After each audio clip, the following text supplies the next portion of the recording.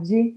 Eu sou a professora Rita Lopes, mestre em Saúde da Comunicação Humana pela Faculdade de Ciências Médicas da Santa Casa de São Paulo e doutoranda pela Universidade Estadual do Centro-Oeste do Paraná, a Unicentro. E hoje estou muito feliz em trazer aqui essa talk show, essa mesa, com colegas excepcionais da área da fonoaudiologia, e feliz por fazer parte e estar fazendo, todas nós, parte desta construção da Sociedade Brasileira de Fonoaudiologia.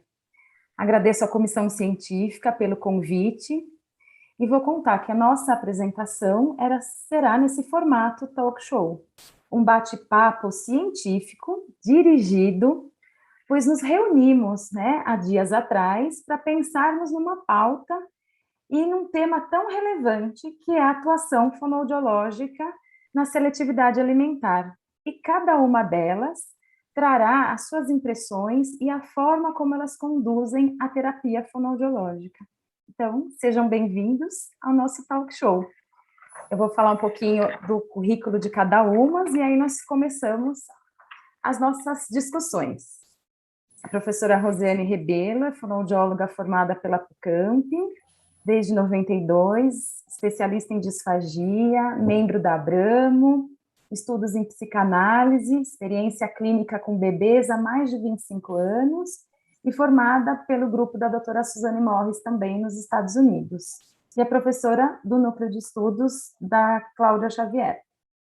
A Patrícia Barcelo Diniz é fonoaudióloga, doutora pelo Programa de Ciências Pneumológicas pela Universidade Federal do Rio Grande do Sul, especialista em disfagia pelo Conselho Federal de Fono, responsável pela essa validação fantástica, transcultural, da escala canadense, e a escala que ela trouxe para o Brasil, que é a Escala Brasileira de Alimentação Infantil, a EBAI. E a Adriele Azevedo de Aquino é formada pela Faculdade Integrada do Recife, desde 88, pós-graduação em motricidade, com enfoque em disfagia, pelo Hospital AC Camargo, especialista em saúde vocal pelo Centro de Estudos, pelo SEV, formação pelo Conceito Bobat, módulo de certificação internacional de integração sensorial pelo Instituto Completude e pela Ludens, e fez o curso do Prompt, introdutório, e o curso do PECS, e a formação em eletroestimulação e o Get Permission do curso da doutora Marcia Dum. Então, sejam todas bem-vindas ao nosso super bate-papo. E a minha primeira provocação, assim, para que a gente possa pensarmos juntas, é em relação à atuação do fonoaudiólogo além da boca, com esse foco no desenvolvimento infantil. Pensando que nós somos, uma história que vem desde o processo da gestação, passa pelo aleitamento materno, introdução alimentar, transição. Então, eu gostaria que a Rosiane colocasse as suas impressões aí na sua forma como atuar.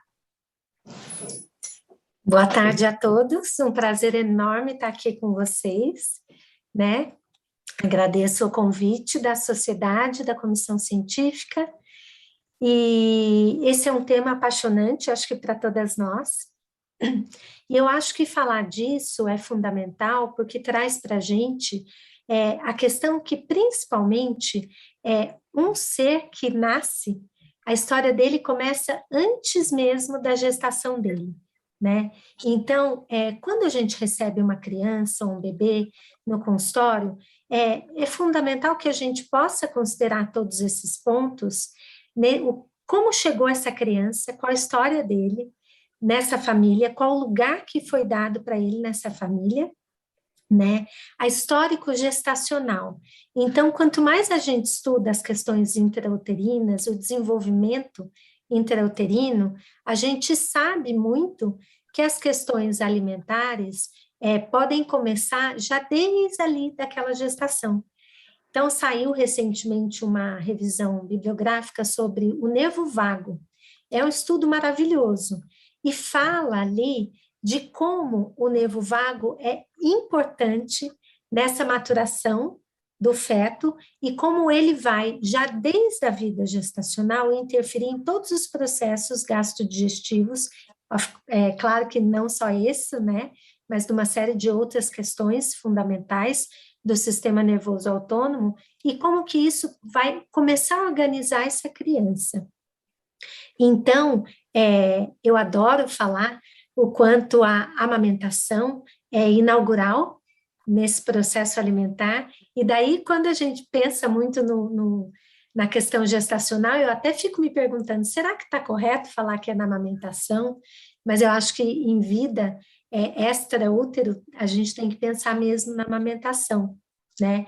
E o quanto isso é fundamental. Então, a competência do fonoaudiólogo, esse olhar quando esse bebê tem que ser manipulado, a atenção que ele precisa, né? A gente poder considerar que esse bebê é muito além dessa boca é fundamental, tanto para essa organização desse corpo, porque no bebê, eu acho que o que eu mais gosto de pensar é que quando a gente pensa no corpo desse bebê, o Bergès e Balbo, que é um psicanalista francês, dois, né, eles falam muito que nessa vida não tem nenhuma separação do corpo e da psique.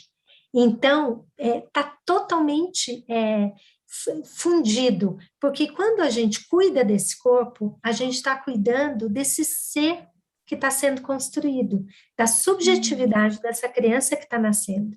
Então, como que a gente, como fonoaudiólogo, vai poder olhar só para essa boca?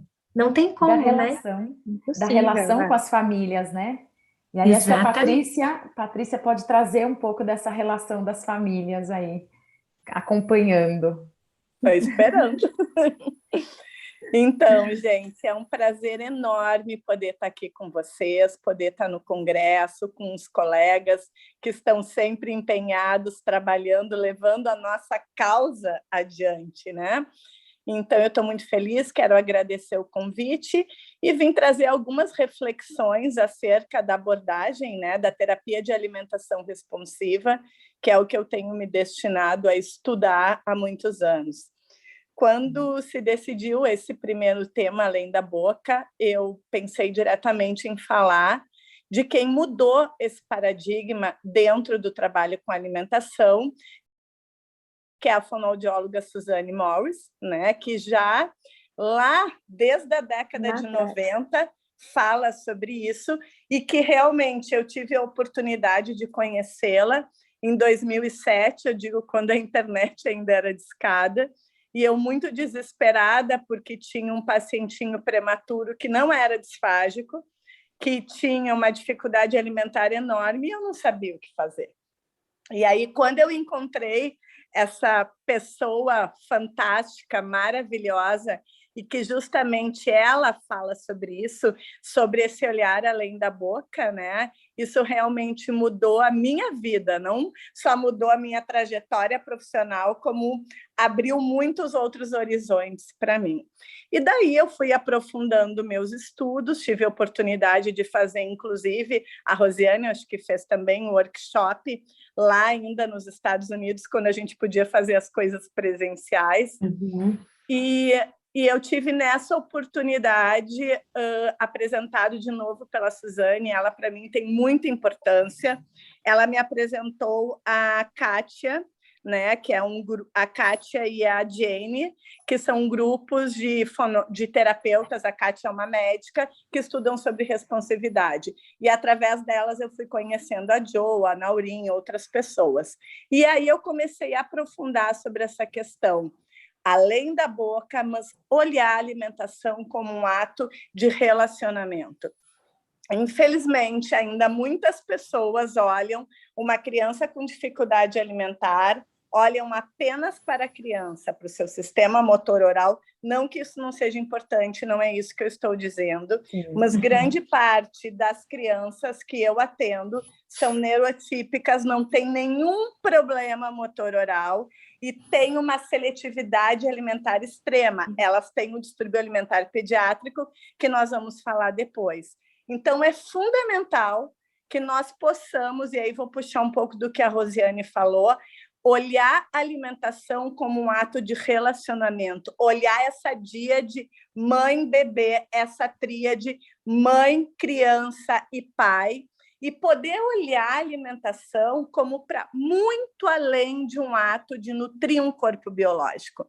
Nós estamos ali nutrindo emoções, sentimentos, e Brazenton já fala isso há muito tempo, que o momento de alimentação é um momento de estruturação psíquica, é um momento de subjetivação. Então, quando eu paro para pensar a alimentação envolvida dentro da psique, envolvido como um ato de relacionamento, a partir do momento que essa família chega com essa criança, eu vou olhar para entender como está acontecendo essa dinâmica.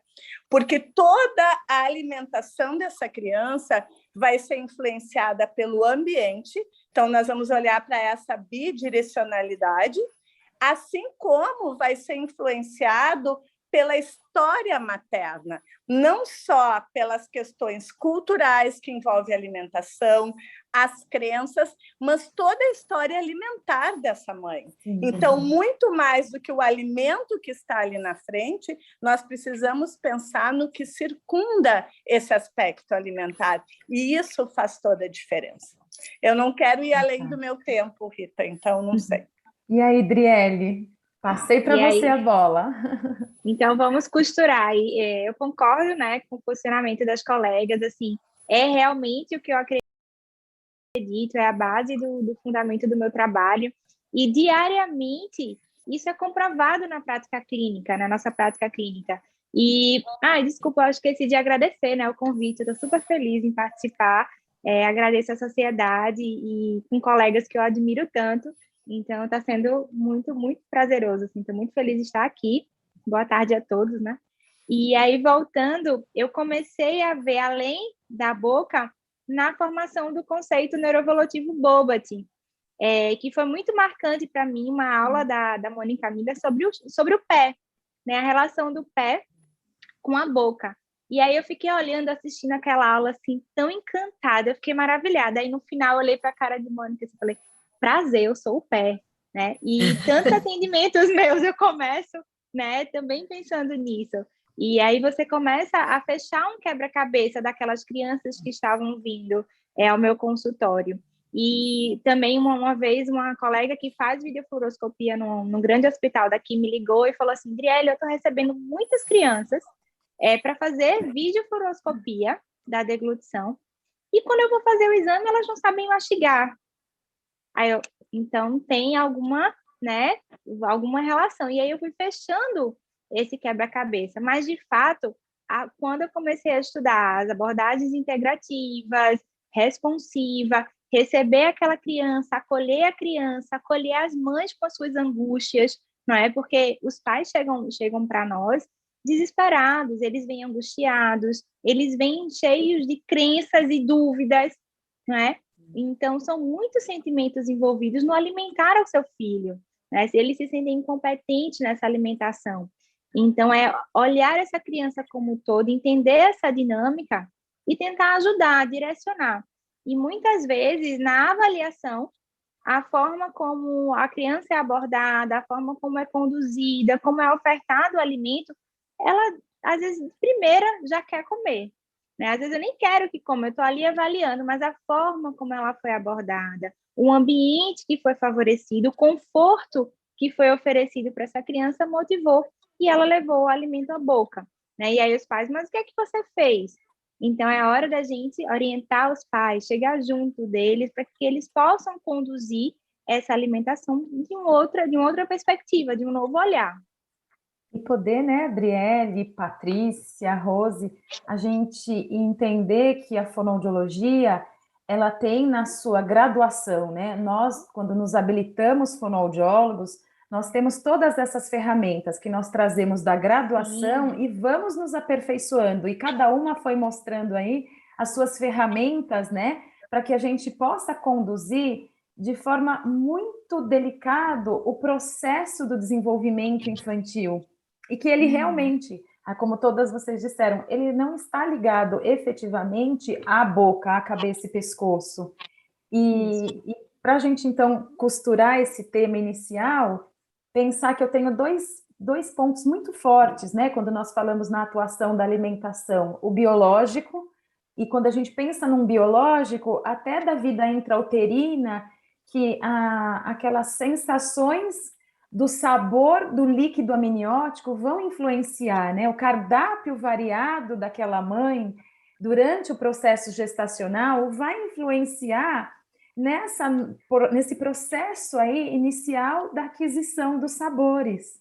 Então, o aleitamento materno, ele tem a sua singularidade, a sua riqueza por esse aspecto biológico, não tanto ou não tão menor do que o emocional, como o psicológico e a construção também do psique da criança através dessa relação. Então, eu acho que isso é o bonito, porque a gente está buscando, né? E a fala de vocês mostra que o biológico, a motricidade orofacial, ela é presente, mas eu também tenho um outro pilar tão importante quanto esse biológico, que é esse fator da construção emocional e psíquica de uma família. A Patrícia fala isso lindamente, né? Quando a gente está tratando aquela criança, a gente está conduzindo a criança ao tratamento, mas o entorno dela, que é a família, é tão importante para esse sucesso, que é fazer a criança comer. Meu filho não come, né? E aí vocês fazem lindamente essa criança comer. E para falar de criança comendo, então vamos pensar como é que é a nossa atuação nessa fase agora, né? Saindo um pouco dessa questão do aleitamento materno, mas já essa criança próximo dos 6 meses, da introdução alimentar até os seus 2 anos, que é a fase, né, dos dias de ouro dessa criança até os 24 meses. Então, a gente pensar nesse processo da introdução e a transição de consistência. Rose? Bom, isso aí é fantástico, né? Porque eu gosto muito de salientar, né, que eu acho que é uma coisa aqui em comum para todas, que eu recebo muito no consultório, às vezes criança com dificuldade na introdução alimentar, em que as famílias falam, ele nunca gostou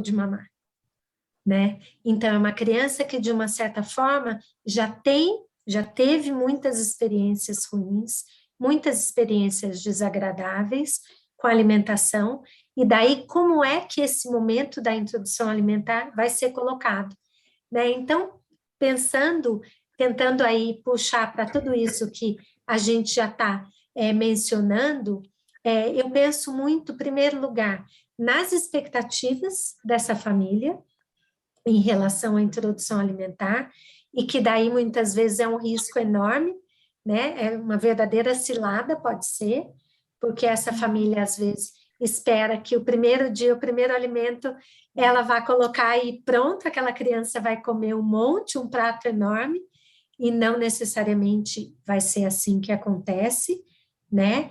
E pensar nessa questão também da prontidão do bebê, que eu acho que é o fundamental, né? Então, eu, por exemplo, tenho muitos prematuros tardios no consultório que não estão realmente preparados, às vezes já tiveram tentativas de tentar antecipar essa introdução alimentar, e eu acho que cada dia mais é fundamental, agora até puxando aí um outro ponto que a gente ainda vai falar, mas que o nosso lugar na equipe, eu acho que não poderia existir uma decisão de uma antecipação de introdução alimentar sem a participação do fonoaudiólogo, né? Porque pode ser desastroso. Exatamente. Rose, e na tua atuação do seu dia a dia, né, pensando no nosso tema aí, atuação, e nessa tua lógica da nossa importância aí, né,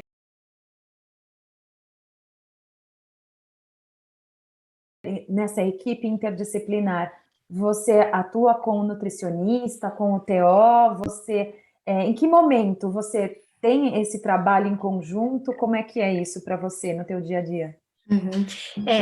Esse trabalho em conjunto é maravilhoso, eu sempre tive grandes pessoas que se tornaram amigas, grandes parceiras.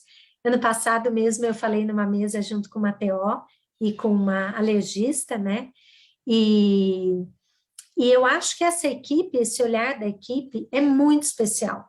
Lá na minha pesquisa da Unicamp, agora, sobre esofagite eosinofílica, esse contato com a nutricionista tem sido uma coisa tão gratificante, em que eu tenho aprendido tanto, e daí eu fico muito triste quando eu escuto assim, eu vi alguma situação em que a nutricionista estava trabalhando mastigação, porque eu acho que as especificidades são tão diferentes do trabalho, né, que um não precisa ir na área do outro. Essa equipe precisa se respeitar, porque cada um tem o seu lugar. Então, por exemplo, a gente teve, vou falar bem rapidamente, uma criança que é um FPAS bem grave, e que é um problema alérgico, né?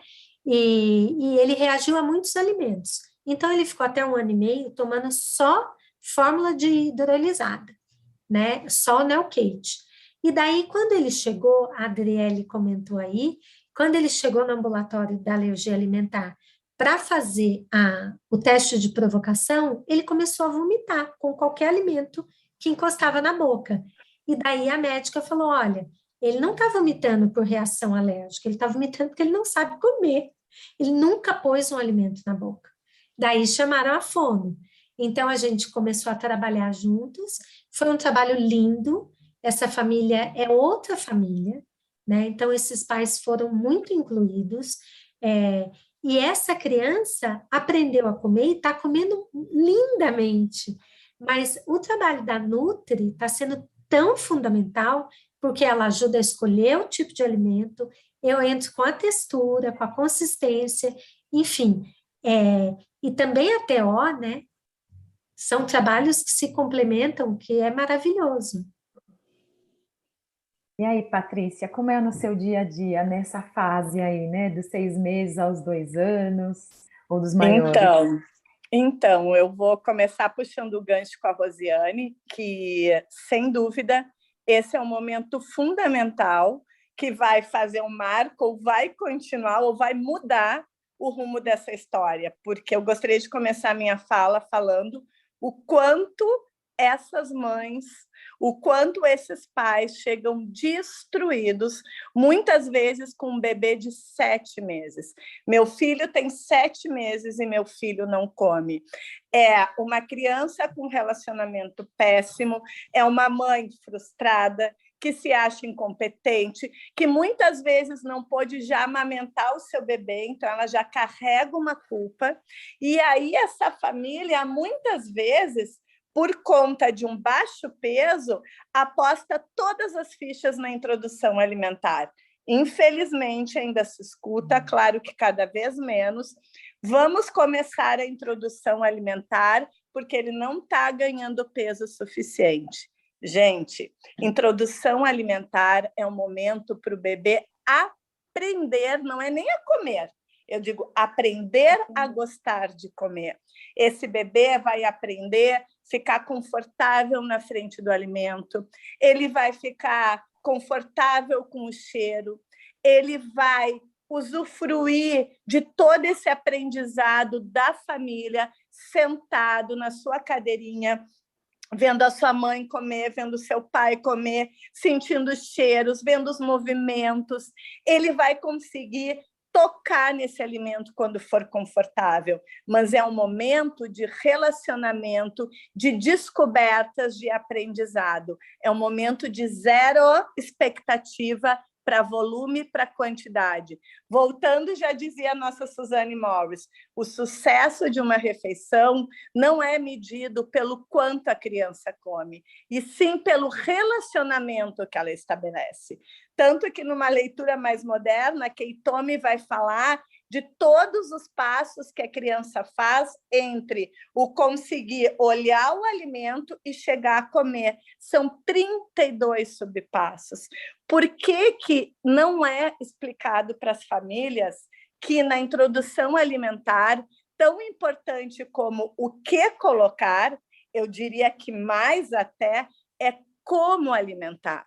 Nós precisamos, e isso não é só no Brasil, ainda revisando o material da Jo Cormack, que trabalha então na Inglaterra, ela fala no livro dela, ela faz um livro direcionado a profissionais, principalmente educadores que trabalham com essas crianças. Mesmo num país super desenvolvido, qual é a ideia sobre alimentação? Nós precisamos fazer essa criança comer. Nós, adultos, somos responsáveis pelo que ela come. Então, a minha ideia, eu falo sempre em todas as aulas, que deveria, sim, toda mãe que vai começar a introdução alimentar ter oportunidade de consultar, seja com fono, com nutricionista, com um profissional especializado em alimentação, porque essas orientações, a passagem, né, da informação do conceito de divisão de responsabilidade, explicar sobre esse processo, isso alivia tanto as culpas, isso alivia, isso dá um outro norte, e com isso, sem dúvida, eu ouso dizer que a gente estaria evitando que muitos distúrbios alimentares, claro que tem outras situações que vão aí colocar essa criança em risco, mas muitas vezes esse relacionamento se prejudica demais por conta dessa demanda, dessa pressão, dessa expectativa. E aqui eu quero falar mais uma vez sobre um ponto importante quando se fala em terapia responsiva, que é a pressão. A pressão, ela é extremamente iatrogênica para tudo na vida, mas em específico aqui em alimentação, tanto que quando se fala nas abordagens de responsividade, a primeira coisa é tirar a pressão desse ambiente. Eu mexo que muitas crianças, ou é a mesa torturadora, é a cadeira elétrica, porque a criança sabe que ao sentar ali, ela vai para um campo de batalha. E não é um julgamento das famílias. As famílias fazem o melhor que elas podem.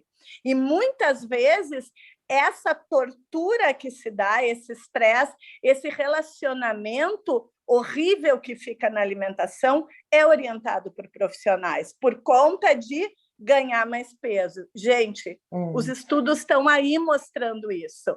Isso, o tiro sai pela culatra.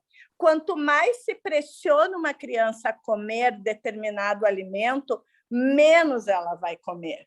Então, é muito importante que a gente possa olhar para esse momento da introdução alimentar, nos primeiros anos de vida, como a estruturação do comportamento alimentar. E isso, cuidar do hoje, é prevenir o amanhã. Quando nós falamos de TARI, compulsão alimentar, anorexia, bulimia, muitos problemas são construídos a partir desse péssimo relacionamento alimentar que se dá na infância. Desculpa, eu me empolgo. Que linda. E só costurando, eu só queria fazer bem rapidinho, eu não vou falar de TO, de Nutri, que a Rosiane falou super bem, mas eu quero falar de um profissional imprescindível, que é o psicólogo. Eu tenho uma psicóloga que trabalha, e por coincidência da vida, ela é quase do lado da minha sala, e ela faz um trabalho fantástico com as famílias, porque as nossas crianças, as nossas famílias, elas estão presas em histórias, em tramas, em questões culturais, que muitas vezes vão impedir que essa criança consiga prosperar do ponto de vista da alimentação. Então, eu gostaria só de acrescentar da importância desse profissional também. Desculpa. Driele, me conta aí, em Recife, como caminha esse universo aí? Então, a fala da Patrícia, ela é coerente, é real, né? E também é real para a minha prática clínica. Aqui em Recife, seguimos também com essa mesma mentalidade, né? Então, acontece antecipar a introdução alimentar. Muitos médicos falam assim, se ele é um bebê que não amamentou, né? Não foi o leite materno, usou fórmula, então, aos 4 meses, ele já pode iniciar a introdução alimentar. E aí é uma pena, porque realmente há a probabilidade de se instalar dificuldades nessa criança. E quando os pais fazem a introdução alimentar, muitas vezes com informações que não são adequadas, não são conduzidas por profissionais, que entendem da introdução alimentar, que têm um olhar voltado para o respeito à criança, não é? Que não preconiza isso, nós temos também crianças que começam a entrar em processos de desafios alimentares importantes. Então, realmente, nós precisamos, acho que, estreitar, né, difundir mais as orientações para que as pessoas possam procurar uma ajuda adequada. E eu percebo na minha prática clínica que quando eu recebo uma criança, assim, 7 meses, como a Patrícia mesmo falou, um bebezinho de 7 meses, que começa a apresentar dificuldades e nós conseguimos orientar a família, nós conseguimos mudar aquelas atitudes que podem estar interferindo, como essa criança desenvolve bem, né? Claro que não podemos desconsiderar os fatores sensoriais e outras coisas associadas, mas as crianças que chegam apenas com as queixas da seletividade alimentar e aí pontualmente da introdução, e nós conseguimos acolher e orientar as famílias, o sucesso é enorme, né? Como muda? Eu recebo várias fotos de crianças, assim, já com 1 aninho, 2, 3, comendo lindamente, mas que precisaram de uma intervenção, ou melhor, de uma orientação naquele início. Então, costurando, né, esse item aí, né, desse trabalho interdisciplinar com a nutricionista, a TO, com a psico, eu penso que, de novo, né, eu vou fechando aí os pensamentos. O biológico, ele vem muito forte, porque a criança, muitas vezes, alguém sugere, né, olha, por conta de uma questão do peso, porque ela não está dentro daquele ganho ponderal esperado para aquela idade, se faça uma introdução antecipada. Mas será que alguém perguntou se essa criança tinha habilidade motora oral para fazer isso? Se a criança tinha uma questão que eu acho muito pertinente a gente conversar também sobre essas acomodações sensoriais, porque tudo isso faz parte de um processo biológico. Nascer, sair dessa vida intrauterina e passar esses primeiros meses, eu brinco e falo muito para as famílias, é um tempo de acomodação sensorial, de todos os canais sensoriais, como eu enxergo a comida, como eu cheiro essa comida, como eu vejo o papai e a mamãe comendo, o tempo todo desse processo. Idriele, a sua fala foi muito linda aquela hora quando você disse, essa criança mamava num ambiente de briga. Ela não via a alegria, então o processo do registro de prazer não existia. E também esse registro todo sensorial, desses canais sensoriais que não foram alimentados, né? Então, em todos os aspectos. Fala, Adriele. E só inteirando uma coisa que é muito importante, é que quando estamos reunidos à mesa para uma refeição, além do aprendizado, né, nós já estamos favorecendo a comunicação, a socialização, e estamos construindo uma memória afetiva. Né? Então, quanto é rico sentar à mesa, né? Conversar, mostrar, o barulho, né? São as cores. Então, eu costumo dizer que na alimentação, além de estimular os sentidos, estamos estimulando e desenvolvendo os sentimentos. Né? Então, é uma estimulação de várias vias ali, quando estamos sentados à mesa comendo. E é muito importante. Exatamente, essas são as especificidades que a Rose começou falando, né? As especificidades da fonoaudiologia de enxergar o processo de alimentação e comunicação, como a cereja do bolo, a fala, né? A linguagem falada. A linguagem. Porque acredito que todas vocês aqui, como eu, a gente observa que a criança que realmente não tem um processo alimentar dessa aprendizagem efetivo e saudável, também são crianças que vão entrando numa dificuldade, numa pobreza do desenvolvimento da fala, nesse tempo oportuno, até os 2 anos, que são esses balbucios, essas intenções comunicativas, e que a nossa atuação, muitas vezes eu ouço os pais dizerem assim, eu trouxe ele para o problema de alimentação, e ele começou a falar. Porque o processo está interligado aqui nesse sistema nervoso central, e são as especificidades da nossa atuação fonoaudiológica dentro desse processo da seletividade. E eu só fazer uma costura Opa, desculpa, Sim. só queria fazer. E eu acho isso perfeito quando a gente fala de relacionamento, porque é isso que a gente escuta dos pais, quando se pergunta, ele era um bebê que levava as coisas à boca. Ih, o meu outro filho catava tudo. Essa criança não põe nada à boca.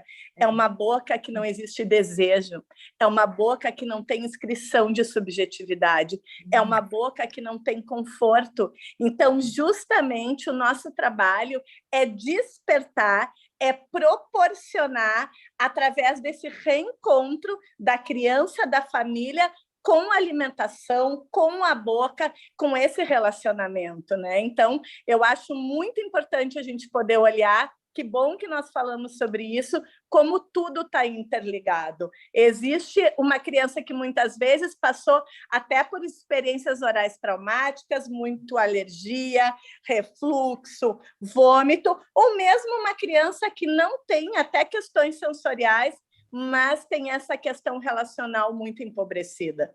E trabalhar precocemente faz toda a diferença. E não precoce antes do tempo, né, gente? E sim poder intervir e acabar com essa ideia que dificuldade alimentar é fase e vai passar, né? Não. E daí, se vocês me permitem, eu só queria colocar uma coisa, vai aquecendo a conversa, vai ficando boa, né? Mas é que até é uma coisa que a gente discutiu, é como que é importante a gente estar atento como esse sensorial guia o motor. Totalmente. Então, essa questão sensorial, eu gosto muito de passar isso para os pais, de colocar isso para os pais, porque é fundamental isso que você falou, Rita, que chega uma criança no seu consultório para trabalhar a alimentação e os pais comentam, né? Nossa, passou a falar mais? É uma coisa que eu acho que todo mundo, de alguma forma, vivencia. E eu relaciono muito a essa questão do sensorial, porque uma boca que estava como sinônimo, isso que a Patrícia falou, de desprazer mesmo. Né? E, de repente, a criança começa a descobrir essa boca como fonte de prazer. Então, é esse sensorial podendo guiar aí essa criança num ato motor, as habilidades motoras, né? Que a Suzanne Morris coloca lá no centro. Então, essas habilidades motoras, permitindo com que essa criança avance nesse processo também alimentar, experimentando conforto. E como a Adriele falou, eu sou um pé, né, Adriele? Pensando nesse encadeamento motor, né? Dessa cadeia muscular anterior a que chega à boca. E assim, eu percebo que a própria terapia, né, da alimentação, os passos que nós vamos ali estimulando e trabalhando com as crianças, eles são, assim, importantíssimos para a linguagem. Então, eu percebo que na atividade lúdica da alimentação tem muita linguagem. Assim, dá para trabalhar muita linguagem, até na elaboração de uma receita, eu consigo trabalhar a linguagem. Então, é fantástico como a gente consegue unir ali um planejamento, né, de linguagem, de fala, de comunicação, de alimentação, de conforto. Né? Então, acho que dá para a gente ali fazer uma soma muito, muito importante, muito rica para a criança. Então, seguindo aí, né, na nossa sequência agora dessas crianças crescendo e descobrindo esse universo imenso, né, que é o mundo da alimentação, eu queria perguntar um pouco para vocês, né, e discutirmos sobre de onde vem, né, essa questão da seletividade alimentar. Nós já elaboramos aqui que vem de processos de desencontros, né, desde a amamentação ou até do processo intraútero por manter o mesmo cardápio alimentar essa mãe. Mas e como a gente atua efetivamente, né, nessa seletividade alimentar? Os pilares, né, da atuação da Adriele, da Rose, da Patrícia, no sentido assim, nós dissemos que nós trabalhamos o corpo, os canais sensoriais, e se isso é repetido para casa, se a gente trabalha com os pais no nosso consultório dentro da terapia, se eles fazem parte desse processo terapêutico, e principalmente, né, eu acho que é o mais importante, a gente colocar para os colegas aqui a questão de idade, porque eu vejo também os maiores chegando com 8, 9, 10 anos no meu consultório, seletivos ainda. E como atuar com essa criança que não pode ser mais daquela forma tão lúdica. Então, que vocês discorressem um pouquinho, que a gente ainda tem 10 minutinhos. Então, que vamos pouco. lá, vamos ser rápido. Bom, eu fui trazida para essa área, né, a partir do meu trabalho com os bebês mesmo. E eu comecei o trabalho com os bebês a partir do patológico, né? Então, o meu primeiro caso foi com uma criança com refluxo e que tinha um desconforto tremendo, né, que chegava a espátula no lábio e essa criança vomitava. E a médica falou, não é possível que seja só o refluxo, eu acho que tem algo a mais. E daí eu fui buscar, né, tentar entender o que é isso, até inclusive chegar na questão de que só o trabalho fonoaudiológico em termos de técnicas de motricidade orofacial ou de disfagia não eram suficientes, né, porque isso não tem como. Se a gente ficar detido nisso, a gente acaba perdendo mesmo, né? Então, eu acho que a questão, até pela minha particularidade da minha experiência, essa família, porque com a amamentação não tem como eles ficarem de fora, né? Eu atendo no colo da mãe, no colo do pai, enfim, eles fazem parte do atendimento. Eu acho que as dificuldades alimentares, ela traz muito isso. Se você não incluir a família, não tem como, né? Então, eu sinto muito que é assim, a família faz parte do tratamento, né? Então, eles precisam realmente ser inseridos nesse tratamento para que algo ali aconteça.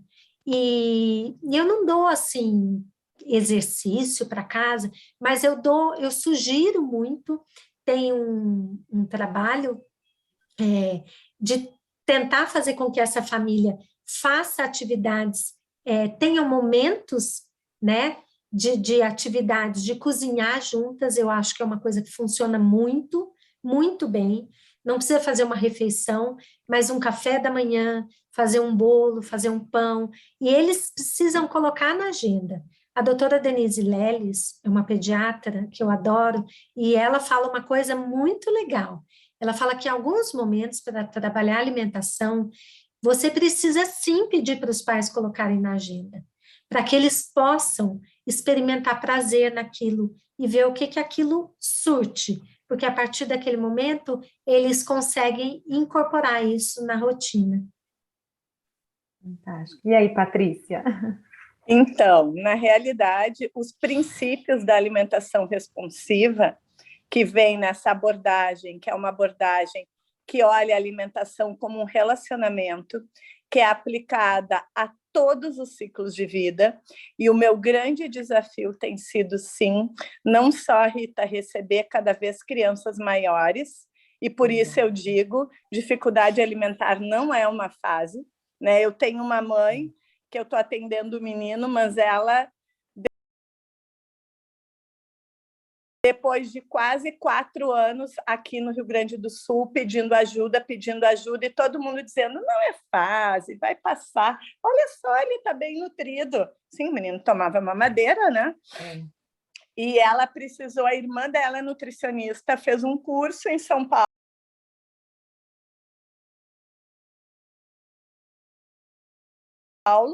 e aí a mãe foi até São Paulo para buscar diagnóstico. Então, assim, nós sim temos crianças que continuam a sofrer, famílias que continuam a sofrer, porque isso é como uma calça rasgada, né? Isso vai cada vez piorando mais esse relacionamento. Em cima disso, vão se somando dificuldades emocionais e sociais. Nós temos um artigo publicado agora em 2019 mostrando que o TARI impacta mais a vida das crianças em qualidade de vida do que qualquer doença crônica. Então, o que eu vejo não só é as minhas crianças crescendo, chegando crianças mais velhas, e eu tenho tido uma experiência fantástica de atender adolescentes. E aí, o que a terapia de alimentação responsiva nos diz? Que nem toda terapia lúdica ela é uma terapia responsiva. A terapia responsiva ela vai priorizar o relacionamento, o conforto, a segurança, o prazer dessa alimentação, a motivação intrínseca, ou seja, nós vemos muitas crianças comendo por condicionamento, por negociação, muitas vezes até a pressão e a força. Isso não pode acontecer. Uma criança come por motivação interna. E aí entra o cerne de tudo isso, que é o desenvolvimento dessa autonomia e os cuidados individualizados. Então, eu vejo no meu consultório, eu tenho uma mesa bem grande, eu digo que ali é mesa de bar, senta todo mundo, é pai, é mãe, é criança. No caso dos adolescentes é um pouco diferente, a gente fala em outro momento. Mas as crianças, todo mundo senta, por quê? Porque eu preciso reescrever uma nova história. Os pais precisam ver como o seu filho consegue prosperar. O que tem nesse ambiente do consultório que está favorecendo? E se isso não for trabalhado para dentro de casa, não vai haver nenhuma mudança. Então, muitas vezes, nesse cenário terapêutico, está ali fazendo uma receita, como a Rose diz, e daqui a pouco a mãe começa, que gostoso, que cheiro bom, eu quero provar. Gente, isso é pressão. A criança já entende que o adulto está ali já querendo convencê-la a comer. E, na mesma hora, muitas vezes, eles baixam o rostinho, param ou saem correndo da cadeira. Então, eu preciso mostrar para os pais, e eu digo, por isso não se faz lista de exercícios, o trabalho é poder mudar esse relacionamento, e esse relacionamento que acontece dentro do consultório, ele tem que ser levado para dentro de casa. Esse momento de confiança, porque o que a gente vê nessas crianças e nessas famílias é uma quebra de confiança. Porque um pai desesperado fica assim, é a última colherada, é a última. E quando vê a última, já está na quinta. Então, assim, nós precisamos resgatar essa história. E a terapia de alimentação responsiva, ela justamente vai priorizar essa construção de um novo relacionamento de confiança e de motivação interna. Senão eu me extrapolo no tempo. A motivação, sim, é a chave de tudo. Eu acho que inserir os pais na terapia, na sessão, é fundamental. Em relação aos exercícios, como discutimos, né, anteriormente, na minha prática, em alguns casos, mediante ao meu protocolo de avaliação, quando eu percebo que o exercício ou que algo mais como uma eletroestimulação, uma bandagem terapêutica, vai ser indicado para aquele caso, de acordo com as disfunções que a minha criança apresente, sim, eu faço exercício, mas eu não passo para casa, né? Para casa, sim, essa relação com a comida, é mudar o hábito, é mudar o comportamento do adulto diante da criança. E muitas vezes a gente muda a família toda, né? Não só a criança, mas a gente vai mexendo com a família inteira. Eu tenho pais que falam para mim no final do tratamento assim, olha, agora comemos à mesa, agora a mesa é posta, nós vamos mudando a rotina da família. Então, não mexemos só na boca e no motor oral, nós mexemos no comportamento da família, na relação como um todo. E eu trabalho muito com a cozinha terapêutica, que é cozinhando, né, com as crianças, e eles ficam, assim, orgulhosos deles mesmos, assim. Não, eu fiz isso, né, eu fiz essa receita, eu fiz para o meu pai, muitas vezes, porque eles fazem pensando que o outro vai comer. Mas aquilo desperta tanta coisa positiva e que gera motivação interna, né? Então, eles vão explorando ali com leveza, com satisfação, querendo estar ali, querendo... Às vezes eles fazem, o que a gente vai fazer na próxima sessão? O que a gente vai cozinhar hoje? Então, isso vai motivando a criança. E aí, sim, fazer com que ele queira comer, não que ele coma. É diferente. E envolver a família nisso é fundamental. E aí, sobre a fala que a Patrícia falou, assim, que quando a mãe já começa, que delícia, aconteceu comigo um fato a semana passada, com uma paciente minha, que aí nós fizemos uma receita que ficou muito gostosa. E na hora que eu comi, eu disse, nossa, tá muito bom. E eu falei assim, nossa, tá muito bom. E aí ela virou para mim, cruzou o braço, era uma menininha de 6 anos. Disse assim, sabe por que você tá empolgada? Aí eu olhei para ela e disse, por quê? Ela, porque você gosta de comer e eu não. Então, essa é a prova de que eles não aguentam mais ouvir. Prova, experimenta, tá gostoso, que delícia. Para mim, de fato, aquilo estava gostoso, né? Para mim, estava maravilhoso, mas para ela não. Então, ela já veio com essa resposta. E aí é o que eu percebo nos maiores. Eles têm mais argumentos. Eles muitas vezes já chegam, né, com 6, 7, 8 anos, ouvindo até aquele tempo que eles não comem. Eles vestem, né, essa carapuça de que não comem.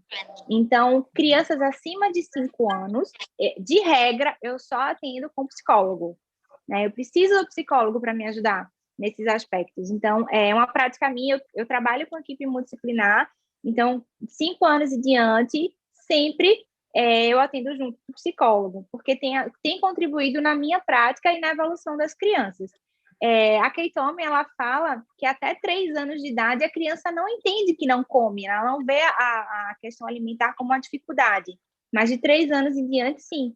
Então, ela já começa a enxergar como uma dificuldade, ela já se vê diferente na alimentação. E aí, quando começa os argumentos da criança, que é uma forma de se proteger, né, ela já começa a ter ali a sua própria defesa. Então, posso só falar rapidinho uma coisa, Rita, bem rápido. Eu gostaria só de complementar que mesmo uma criança que não consiga falar, né, e a gente, como nós vimos, tem muitos casos, uma criança que manifesta no seu comportamento, né, e a gente vê muitas vezes, ele tem problema de comportamento porque ele não come, porque ele trava a boca, porque ele vomita, enfim. Todo e qualquer sinal da criança deve ser escutado como um pedido de ajuda. E isso, se não for trabalhado dentro de uma abordagem, não é um comportamento para ser evitado, não é uma náusea que tem que ser, como disse uma mãe quando chegou para mim, eu fui ensinada de que ele tinha que engolir aquela comida mesmo que ele estivesse nauseando e vomitando. Então, assim, nessa abordagem, onde nós passamos a olhar a alimentação sobre um outro prisma, todo e qualquer comportamento, mesmo que não tenha nada de fala, isso vai ser valorizado e vai ser tratado dentro do ambiente terapêutico. Porque, volto a dizer, não adianta ter a melhor cozinha, as pessoas que me acompanham sabem, eu tenho a cozinha que as mães chamam que é a cozinha encantada, mas se esse ambiente for um ambiente de direcionamento, se for um ambiente de pressão, se for um ambiente de recompensas, nós não trabalhamos, e aí, Rita, são os pilares essenciais dessa alimentação. Então, acho que isso é um recado importante para a gente poder continuar em outro momento. Com certeza, então, Patrícia. Pensando, né?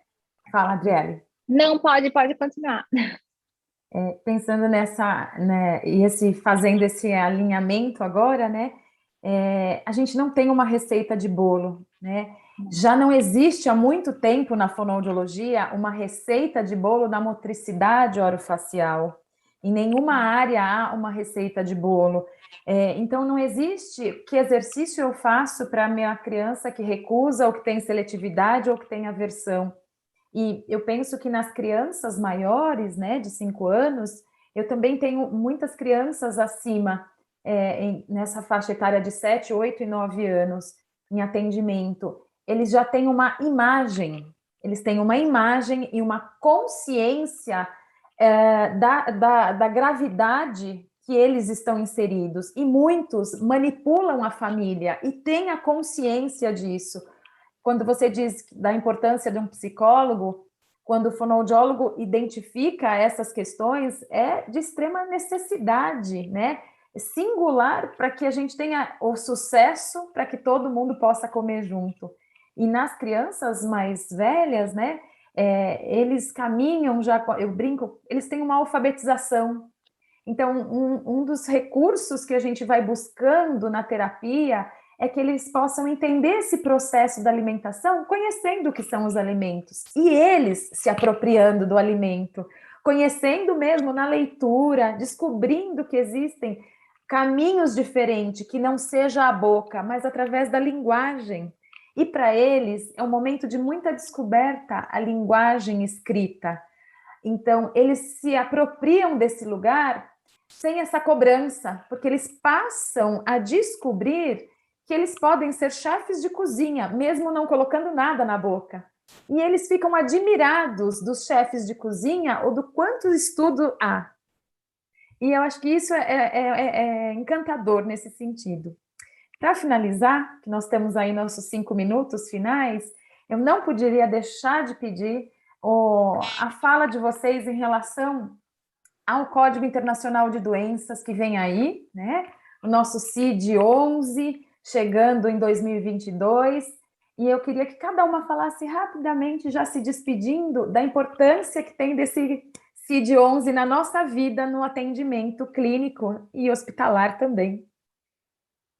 Bom, eu acho que cada uma vai ter que falar um tópico, porque a gente nem tem mais tanto tempo, mas eu acho que para mim o impacto tem vários, mas o maior aí é para as famílias, né? Que tantas vezes são desconsideradas. Quantas mães, quando falam que o filho não come, ela é taxada de exagerada, e de que, bom, ela que está criando isso na cabeça dela, né? A gente tem livros, inclusive, que falam que X% das dificuldades alimentares são coisas da cabeça da mãe. Isso é um absurdo, né, gente? Então, eu acho que esse CID aí chega primeiro lugar para colocar aí o nome aos bois, né, colocando isso como deve ser, tendo o valor que deve ser, e deixando essa família, acolhendo essa família, a queixa, dando um lugar para isso e oferecendo um tratamento, né? Então, agradecendo imensamente por estar aqui com vocês já. E aí, Patrícia, a tua vida com Então, o CID? vou trazer a fala de uma mãe e de uma menina de 11 anos, quando receberam o diagnóstico, então, do TARI. Essa mãe chorava e essa menina chorava muito. E aí eu disse, tu quer falar, fulaninha? E ela disse, eu quero. Eu estou muito aliviada em saber que eu tenho esse TARI, que eu nem sei direito o que é, mas eu estou aliviada em saber que a culpa não é minha. Eu não sou a culpada. E a mãe dizia, e eu também. E aí eu disse, mas culpa do quê? Por ser a única neta que não consegue comer o feijão da minha avó. Muitas vezes a minha avó chorou na mesa porque eu não conseguia comer o feijão. Então, gente, poder ter um CID para falar do distúrbio alimentar pediátrico é dar voz a essas famílias, é dar voz a essas crianças. Não conseguir comer não é uma escolha. Ninguém escolhe estar diabético, ninguém escolhe ter alergia alimentar, nenhuma criança deixa de comer por malandragem. Distúrbio alimentar pediátrico é sofrimento da criança, da família. Comer é doloroso, comer é assustador. Nós não estamos falando de crianças que não comem X ou Y, e isso traz um impacto social e emocional. E com a inclusão, como disse a Rosiane, adorei, estamos dando nome aos bois, e isso perante aos médicos, que são normalmente as primeiras pessoas que escutam a queixa das mães, faz no mínimo repensar, opa, isso agora está lá no livrinho das doenças, deixa eu escutar melhor. Muito obrigada. E aí, Adriele? Isso. De acordo com a fala delas, foram maravilhosas. E aí também dá um respaldo financeiro para as famílias, né? Que é a questão do reembolso. Porque nós sabemos que há um custo, né? E muitas vezes, como foi dito aqui, é uma intervenção multidisciplinar. Então, além da despesa do convênio em si, temos um tratamento aí que às vezes tem um prazo, né, que não é tão curto, e isso despende o financeiro da família.